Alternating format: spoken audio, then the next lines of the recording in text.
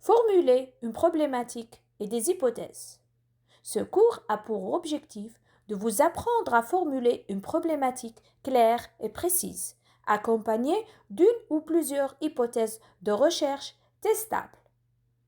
Cette étape est cruciale pour orienter la recherche et structurer le processus d'investigation. En effet, ce cours vous aidera à comprendre comment structurer votre recherche dès le départ, en posant une problématique et des hypothèses solides et testables. Vous serez en mesure de formuler des questions claires et de construire des hypothèses précises qui guideront votre travail de recherche scientifique. Définir une problématique de recherche pertinente.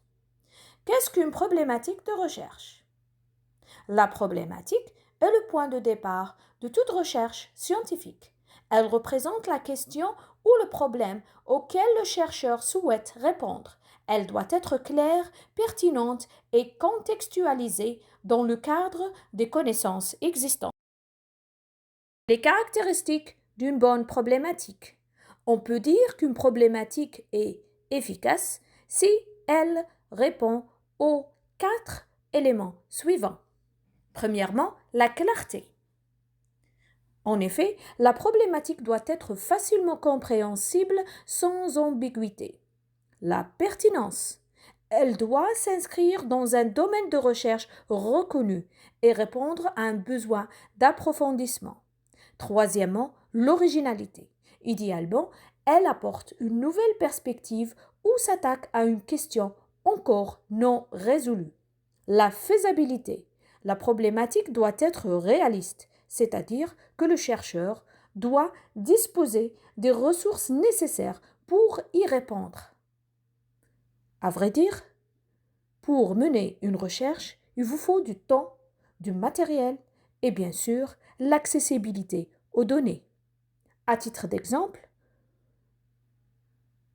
d'une question générale qui peut faire l'objet d'une problématique, on peut dire quel est l'impact de l'usage des réseaux sociaux sur les performances scolaires.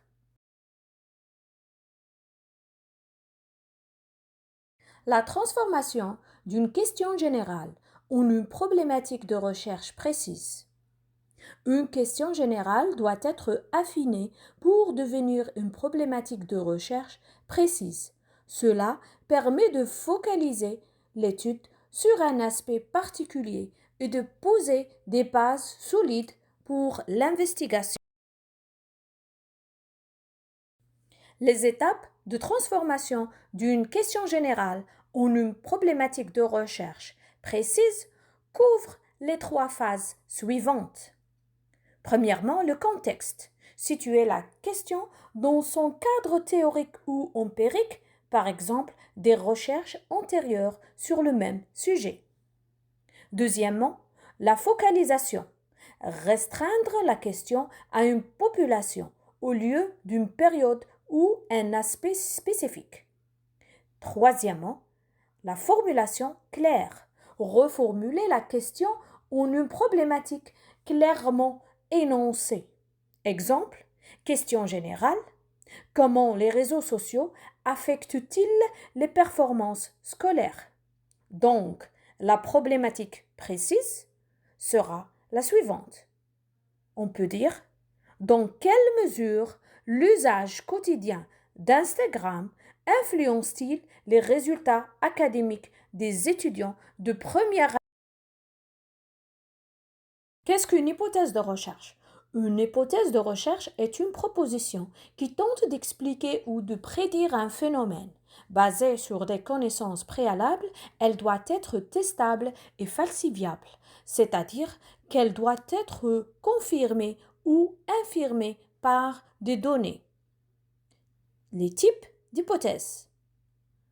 Les hypothèses descriptives proposent une description ou une prédiction d'un phénomène sans nécessairement expliquer la cause. Exemple, les étudiants qui utilisent les réseaux sociaux pendant plus de 3 heures par jour ont des résultats scolaires inférieurs à la moyenne.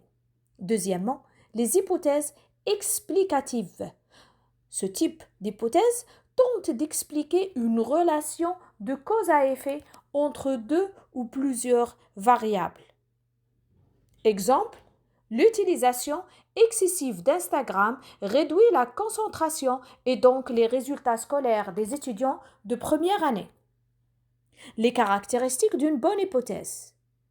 On peut dire que 3 principales caractéristiques sont nécessaires pour formuler une bonne hypothèse. Premièrement, la clarté. L'hypothèse doit être formulée de manière compréhensible et concise. La testabilité. Elle doit pouvoir être vérifiée par une collecte de données. La falsifiabilité. Il doit être possible de pouvoir prouver que l'hypothèse est fausse si elle ne correspond pas.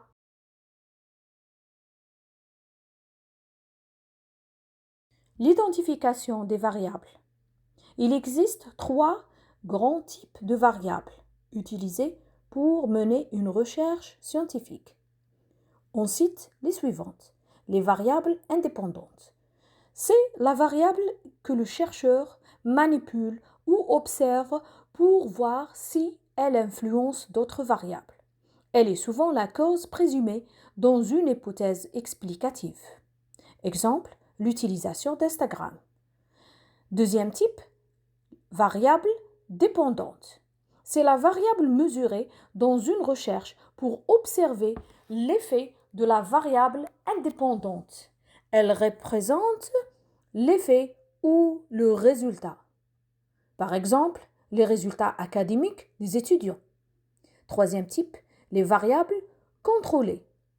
Ce sont les variables qui pourraient influencer le résultat, mais qui sont maintenues constantes ou neutralisées pour éviter qu'elles n'interfèrent avec la relation étudiée. On prend un exemple, le temps d'étude des étudiants qui pourrait également affecter les résultats scolaires, mais qui est ici contrôlé. Pour résumer, on va prendre un exemple concret. Hypothèse, l'utilisation d'Instagram pendant plus de 3 heures par jour a un impact négatif sur les résultats académiques des étudiants de première année. La variable indépendante est donc le temps d'utilisation d'Instagram. La variable dépendante est donc les résultats académiques. Enfin, les variables contrôlées, le temps d'étude, fréquence des cours suivis, la discipline académique.